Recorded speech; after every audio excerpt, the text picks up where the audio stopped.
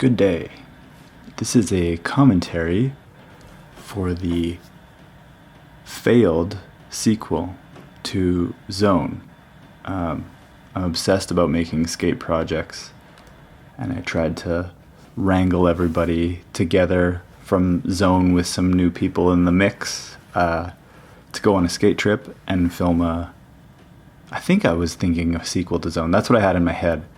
But I learned on this trip that I think I should have just went on a skate trip without trying to film a project. And it was a very valuable lesson that happened as the trick went on. I was going into this video in I was obsessively making edits every weekend was in this flow of filming and making edits. And I brought that energy into this trip. I think it was the wrong energy. This video almost didn't even happen because I had such a weird experience on the trip. The Super 8 there was the idea of linking the end of Prove Yourself 3 with this, so it's almost like the reel of film ended and this started. So here we are. We are in Sicamous, a famous skate park in the mushroom blading cinematic universe. Can't believe I just said that. Danny going for the backflip. We have the original crew from Zone and Taylor Ritchie.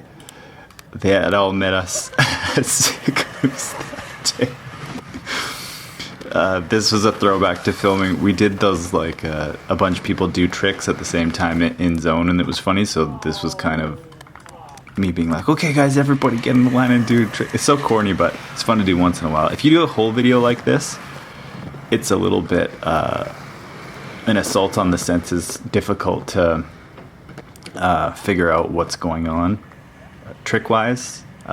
It's nice to just focus on one trick. So, but it's a good start. Like when everybody gets there, it's like a fun way to filming stuff on a tripod is so fun. Like nobody's holding the camera. You just frame something. I forgot about this.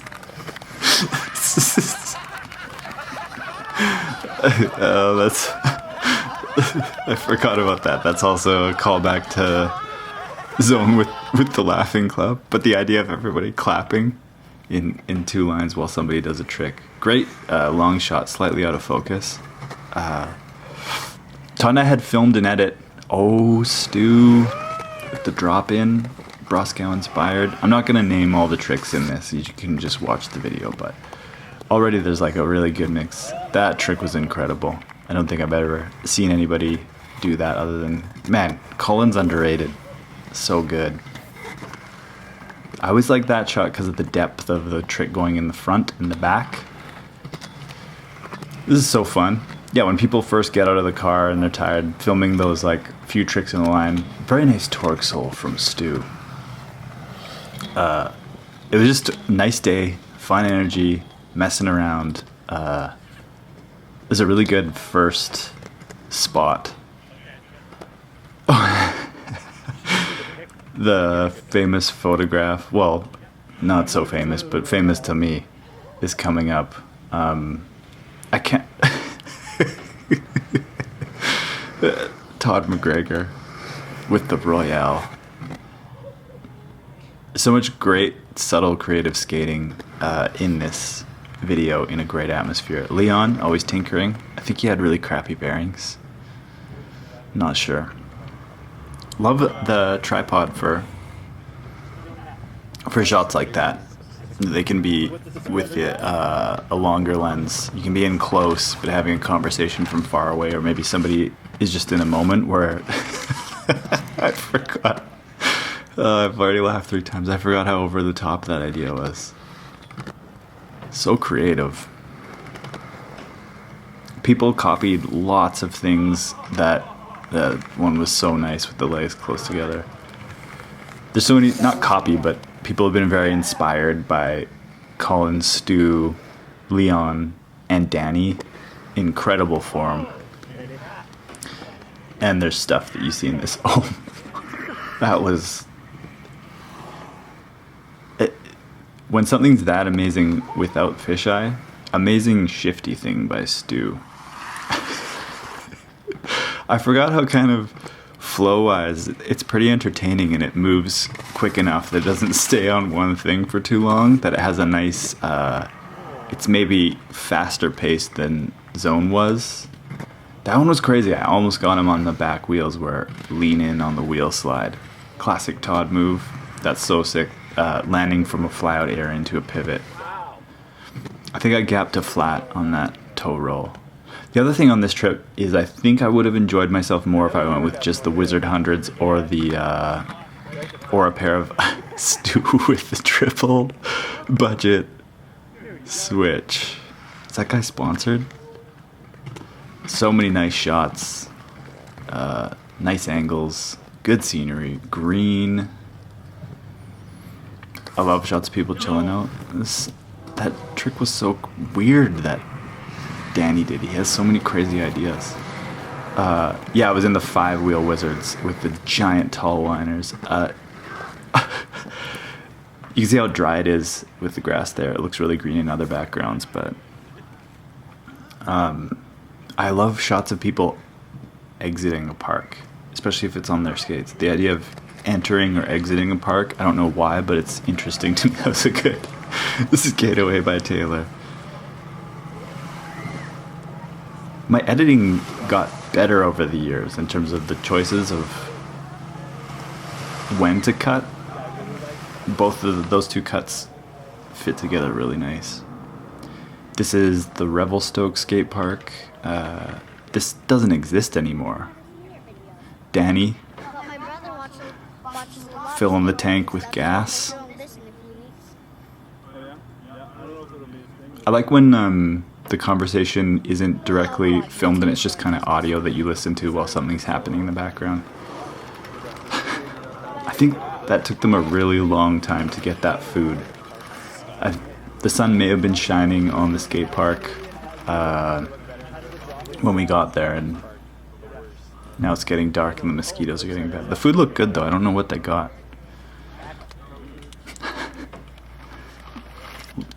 Yeah, Leon approves of the food. I don't know if it's maybe it was sushi. Look at those mountains. Woo! I don't know if people ski down those or not, but it's good to go on these trips. Just even Todd with a throwback to Cirque du Soleil. Yeah, this is all torn. That trick was amazing. This is all torn down now. There's a new skate park that's very huge and complicated and very well designed. This is basically, when Leon walks in here, he's like, this is basically a Kamloops park. You took me to a Kamloops park. He's talking about the old park that I love skating there, and I will always take people there even if they don't like it. With the newer camera, with like a prime lens, it's nice that you can film in this much, or this little of light, and you can still get shots and people can make out what's happening. This little musical theme that popped up was Boards of Canada had a website and they had these weird little snippets of music, and I always wanted to use them. So there's no music in this except for those. It kind of resets the mood. I can't remember what the conversation is about here.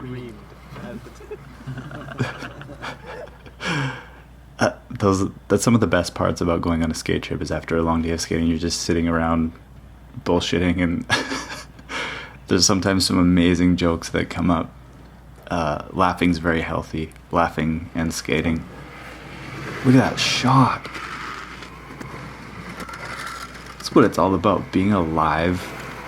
Doing stuff with friends. Skating. Summertime. That was actually pretty good. The heel slapper. Sessioning. These guys had already gone on a trip. I think it was the Northwest Shred Tour. They were already relaxed in kind of the road trip mode, whereas Todd and I bring an energy that's maybe like, let's go, we gotta film stuff, let's get up, let's go. So it was a funny mix, but I think they're in the right to be more relaxed. I think, yeah, Todd had to go, so we filmed his face shot here. Props on him coming out, because I hadn't had a kid yet, and I'm not sure if he had his second kid yet. But I know now how hard it is to organize these things and make them work. So it was amazing that he came out for the first night of the trip and skated in the morning. I think I missed some good tricks there. See, it can be the most basic park, but if you're in a beautiful setting and the pavement's pretty good. I sounded Canadian there. It's just a good time. Oh. Taylor getting bold in the morning. That's really something. Going for the fakie 7. I think I went back and forth if I was going to use the fall or not, but I think it's important to show people falling just once in a while. It's more triumphant when they get the trick. Plus it was, fakie 7 over a pyramid. Stu throwing down here. I remember this session being really fun. There's points. Oh, Colin. There's points where you're jealous. Incredible trick coming up here from Danny. We gave that. I can't remember if we gave that GIF of the year or trick of the year. I remember laughing so hard watching them session that box. Yeah, there's times where, ooh, jeepers. There's times where I have my wizards on the prolonged celebration, and I get not jealous, but I wish I could quickly switch a button and session a box or a rail with. Stu and Danny inspired me quite a bit on this trip with their aggressive inline skating tricks or whatever you want to call it. But it was super fun that we had a mix of 5-wheel wizards, aggressive inline skaters. What do I do here? Oh yeah, like a backslide to heel popper thing. I wish I had another angle of that because I gapped all the way to the flat off the heel popper. There's lots of stuff you can do with longer frames. I mean, I don't know if it's exactly you need wizards. You could maybe do that in Anti, I'm not sure. I love the mystery of being on a ferry and going to a new spot. This is a huge time jump now. I'm not sure. This is much later in the evening. Oh, this is not good. Not good. Oh, he hit his face there. He got so messed up. Because you could see there was like, sometimes there's weird cutouts in parks where you can't see that there's a step-up gap. In those moments, when you're on a trip and you take a fall like that, it's so hard not to be pissed. Like, again, if you could... That took way too many tries, but... Yeah, you can see right there that there's just a random cutout, and Taylor was looking forward. Oh! And had dropped into that cutout. Chilling out. Hardcore chilling. The double grab fakie stair out. I think Danny gets in on this. Oh, jumping up 7 stairs. This was a weird day because I think it was really long. I was trying to figure out. You can tell. Yep. That would be me if I had taken that fall. I think he felt better near the end of the trip. Still sessioning. There's the little musical theme again. Look at that park. Look at that background right on the lake. I remember they were more down to just camp in a spot randomly, and it's funny, I wasn't a dad yet, but I feel sometimes so daddish and like that I want to have like a campsite with proper bathroom and shower, and maybe I need to live a little and just camp in a random spot. I always thought this was an interesting shot of Colin on the phone. It looked serious what he was talking about. That all comes from a movie, Into Great Silence, one of my favorites. Really long documentary, but they have shots of Carthusian monks just staring into the camera. It's always interesting. That probably came from something else though. Now we're in Nelson. Again, another huge time jump. I think That was a really nice shot. Looking 100% dad there. But love and life. This is a really fun park in another beautiful location. See, the thing is, you could have stayed closer. Love that. They got in on the, I guess it's the kid thing to like follow each other and do tricks. I guess it's a scooter rider thing. But yeah, love that shot.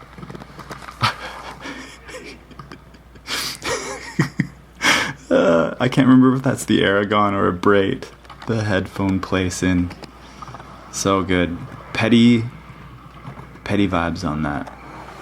Such a cool object that Colin and Leon were skating. Something that you wouldn't normally get to skate or see in many places.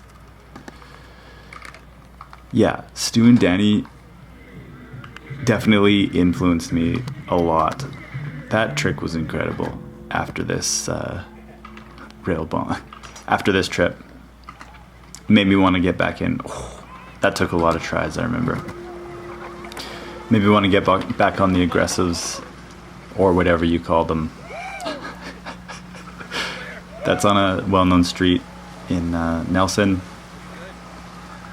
Did I finish the thought about the aggressives? I hope I did. Incredible shot of Colin. The video would have been amazing if it was just that, if it was just 3 or 4 seconds. Again, yeah, I think it took a while to find this campsite. The space between the parks was bigger. We could have went somewhere closer. Danny bringing the energy, even in the morning, swaying side to side. Let's do this. This trip almost got canceled because of the forest fires were really bad that year, so you can see the smokes coming in quite a bit in that shot, and these are all kind of, there's like a hazier look to this footage. Chalk that just says Aragon. Oh yeah, so I'm back in the aggressives here. Taylor took really good photos from this trip. Love that shot and that line. It just makes you want to cruise around. Yeah, you can see a really funny photo of that trick. I think on Facebook maybe Taylor has all the photos. Amazing photos from this trip, and then also they took the long way back to Vancouver and stopped at a few places, I think. It's funny, this is like it's not a sequel to Zone, and it's kind of like a new direction for everybody, and everybody was going in their own new direction. Aragon equals I'm laughing more than I thought I would have at this video. There's some good, just subtle things. I think we get a happy birthday, Nikki. Oh no, he doesn't say happy. That was Nikki Adams' birthday that day. Oh. Yeah, you can see Smokey there.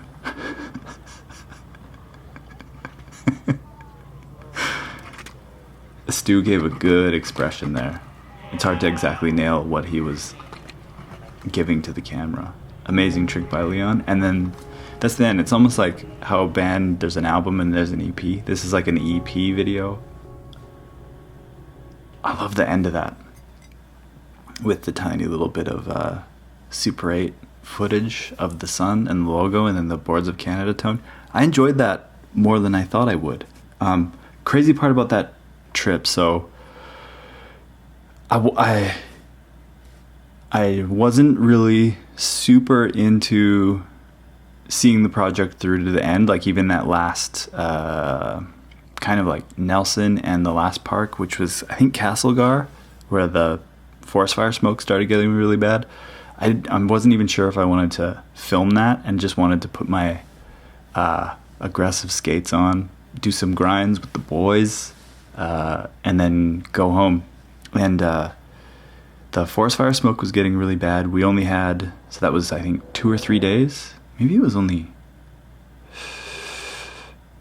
2 days, 3 days? I can't remember. 3 days? It was a very short, packed trip with lots of driving. You want your parks to be closer together rather than further apart. But the adventure's worth it. But I remember getting a phone call from my wife. Was like, you gotta get home. So there's all this forest fire smoke, and I'm trying to drive home.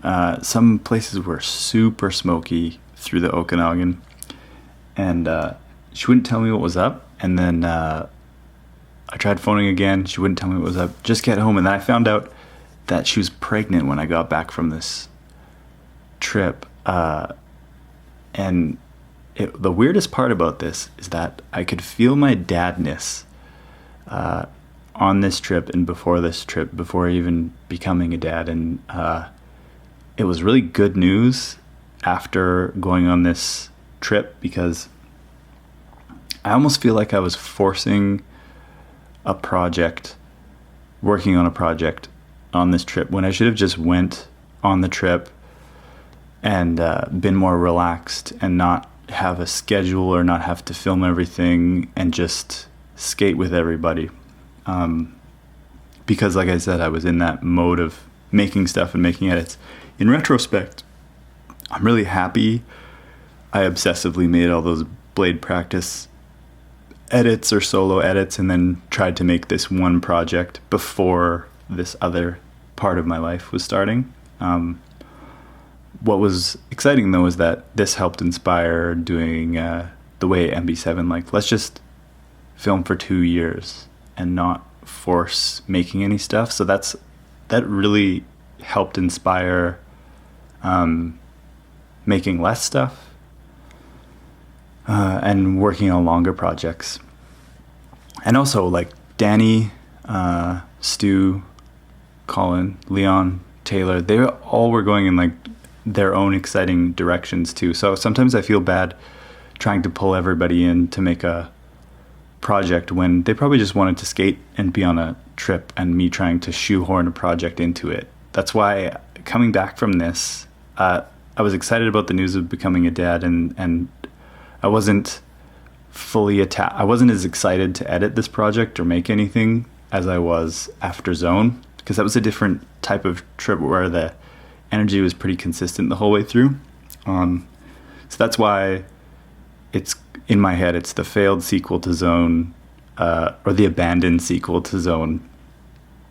And that's why it originally it just had a period as the title, but people were having a hard time clicking on that. So I put in brackets inline skating film, so when people were browsing YouTube, they would know what it was. And also, I think the thing that I had enough time away from it where I figured I should just edit something and put it out, because it was a weird enough trip and time in my life that it would be good to put something out to look back on how I felt at that time.